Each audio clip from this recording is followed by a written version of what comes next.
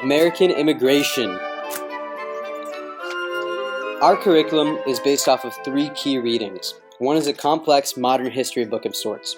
A different mirror talks about the history of immigrants in the United States. The Japanese-American author Ronald Takaki argues that the United States would be significantly different if we never allowed immigrants into our country.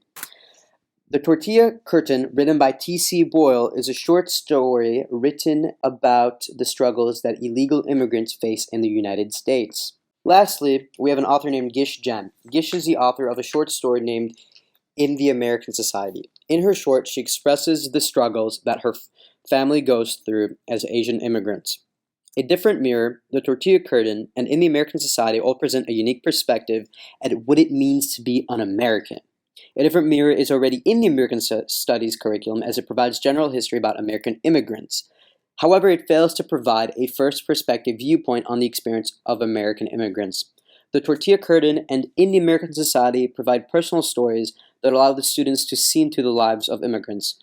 Earlier in our curriculum, we learned that Native Americans were the first inhabitants of the land that the United States was founded on. However, we did not express enough evidence that the United States was really a nation of immigrants. The disapproval of immigrants has stemmed for centuries, but in our modern age, the trend to disapprove immigrants can be traced back to the Conservative Revolution. The Conservative Revolution impacted immigration policies because of its ideals. Conservatives believe in respect for American traditions that are often defined by Judeo-Christian values. In the past, many conservatives have made arguments that immigrants may be communists and have used this as a reason to reject entry for them. Conservatives have a solid belief of freedom and liberty, but the ideals that they so dearly preach are only applied to the citizens of the United States. Ronald Reagan set the conservative standard for the Republican Party during his term as president in the 80s. His term became a time in American history known as the Conservative Revolution. Before Reagan, conservatism was not based around a specific grouping of issues. Rather, it was a more abstract term used to describe politicians that were overwhelmingly careful about how their money was being spent. And hire them as starvation wages and with none of the benefits that we think are normal and natural for workers in our country, and the individuals can't complain because of their illegal status. We don't think that those people should be allowed to continue operating free, and this was why the provisions that we had in with regard to sanctions and so forth. And I'm going to do everything I can, and all of us in the administration are, to join in again when Congress is back at it, to get an immigration bill that will give us once again control of our borders. The understanding of white privilege and the concept of the American nightmare are 2 points that must be understood in order to go with our curriculum. White privilege is the idea that non-whites are not presented with equal opportunities as those that are white. Today we see this virtually everywhere, especially online. People have started to open up and realize that our society unpurposefully places whites above others.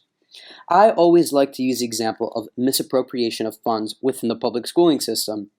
In the Chicago South Side, the side with a larger percentage of blacks than whites, receives a drastically less funds than the whiter North Side.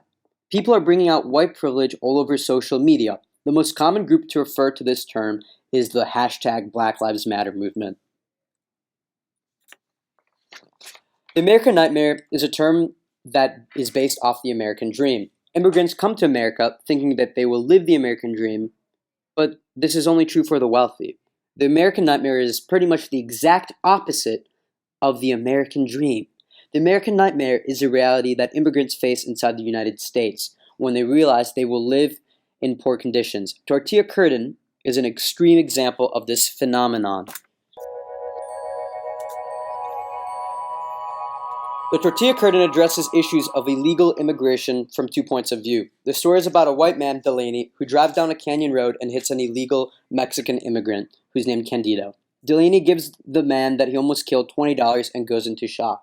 He makes xenophobic comments to his wife as he genuinely feels bad and attempts to find ways to take less blame for the incident. He establishes a purposeful gap of knowledge when telling the story of the incident. When he goes to his car dealer, he claims he hit a dog because he does not want the car dealer to know the truth of the incident. The Tortilla Curtain is told from both the perspective of Delaney and Candido. Students will get to see a mirror into the life of a citizen with Delaney. By looking through Delaney's eyes, they will be able to piece together their emotions about anti-immigration policies. Many immigrations come here searching for the American dream, only to experience the American nightmare. By looking through Candido's eyes, students will see a window into the harsh, often cruel world of illegal immigrants. These points can spark good discussions about windows and mirrors in our class. Topics of immigration are also important in an age when politicians like Donald Trump are becoming radicalized around the issues of immigration. Lastly, this type of writing is new to many students, and it is always beneficial to expose them to unorthodox writing techniques. Just as it is important to understand the grand history of Native Americans, it is important to understand that a huge chunk of the southern United States originally belonged to Mexico. Many don't realize this knowledge, and that often leads to an inaccurate bias against Mexico. American Studies seeks to decrease bias. Lastly, a Gallup survey claims immigration is the sixth most important problem facing the United States.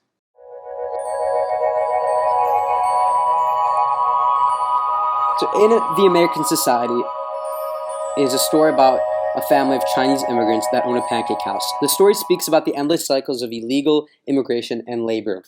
Once illegal immigrants come into our country, many end up hiring other illegal immigrants, encouraging more illegal immigrants to work for them. Ralph, one of the main characters, ends up employing other illegal immigrants in his pancake house. In the story, there is an underlying issue as well surrounding white privilege. This is most noticeable when the family is invited to a party at a country club by a wealthy white aristocrat.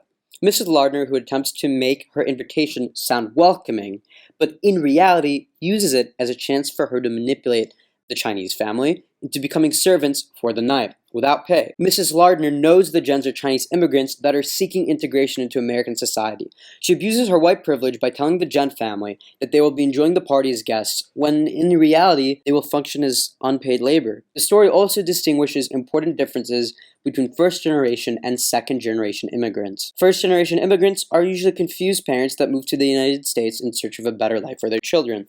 Because of their past society's habits, they have trouble conforming to America's standards. Second-generation immigrants conform to American society, but keep many of their parents' traditions. So what is American immigration?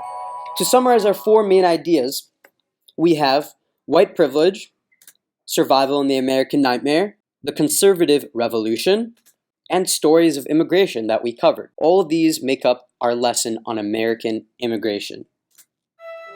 We are a nation of immigrants, and we must learn the truth about our past.